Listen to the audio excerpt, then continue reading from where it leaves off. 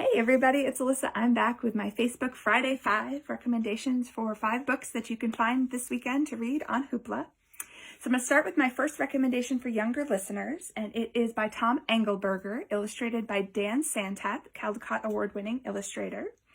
And it is The Princess and the Pitstop. It's the story of our princess who is in the middle of a car race. And she hears from her fairy godmother in the last lap that she is in last place. She might as well give up now. But does that stop our princess? Oh no. She puts the pedal to the metal. But is it too late? Can she win the race?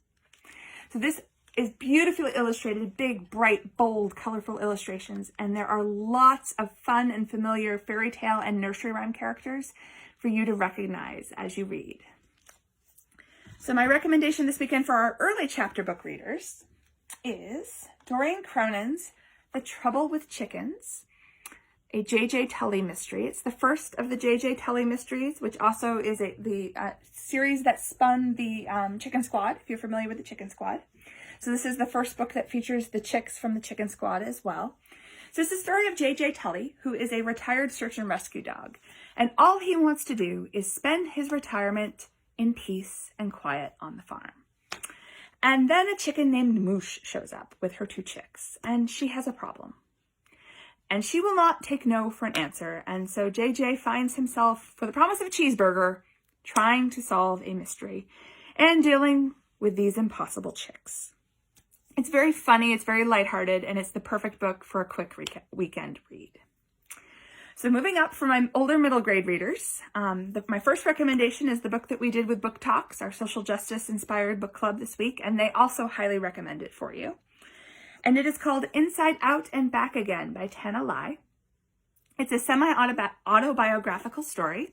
It follows 10-year-old Ha as she and her family are living in Saigon at the end of the Vietnam War, at the time in which the South Vietnamese president is resigning and the South Vietnamese Navy and Army are fleeing.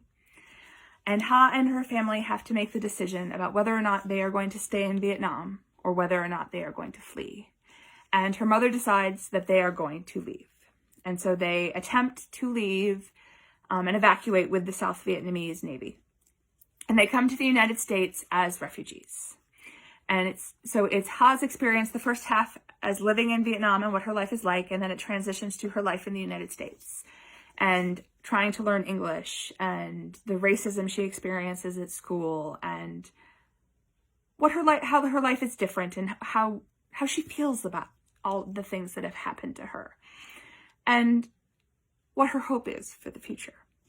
It's told in verse, so it's the perfect story for National Poetry Month. And it was the National Book Award winner as well as a Newbery Award winner when it came out in 2011. So if you have not read this beautiful story yet, check it out. If you are a fan of fantasy, I am highly recommending that you read Artemis Fowl by Ann Coulter if you have not yet. You may have seen some of the movie trailers that have been released. They're nothing like the book. This book is so much better. So Artemis Fowl is the story of a 12-year-old evil genius. Artemis Fowl's father has disappeared, and his mother has locked herself in her bedroom in despair, and the family has fallen on hard times. And so Artemis is determined to restore his family's fortune. And he is going to do this by kidnapping a fairy and demanding a ransom in fairy gold. Now, the fairy that Artemis kidnaps is not your average Tinkerbell, la-di-da-di, light, kind, sparkly princess fairy. No.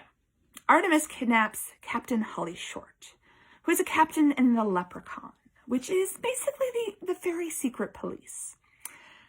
So she's dangerous, and she can take care of herself, and she fights back.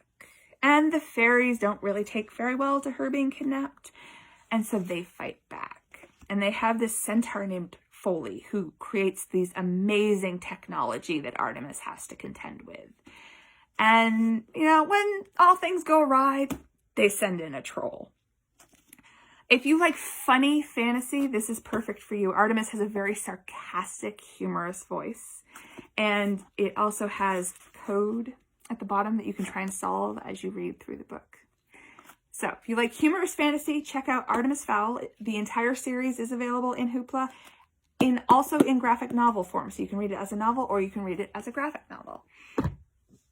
Now for my teen readers, and I am recommending one today that is for my older teen readers, I am recommending Grave Mercy by Robin Lefevers, which is the first novel in the His Fair Assassins series. Now this is the story of Ismay. Ismay and her friends live in a convent, and they have been raised in the convent of Mortain, and Mortain is the god of death.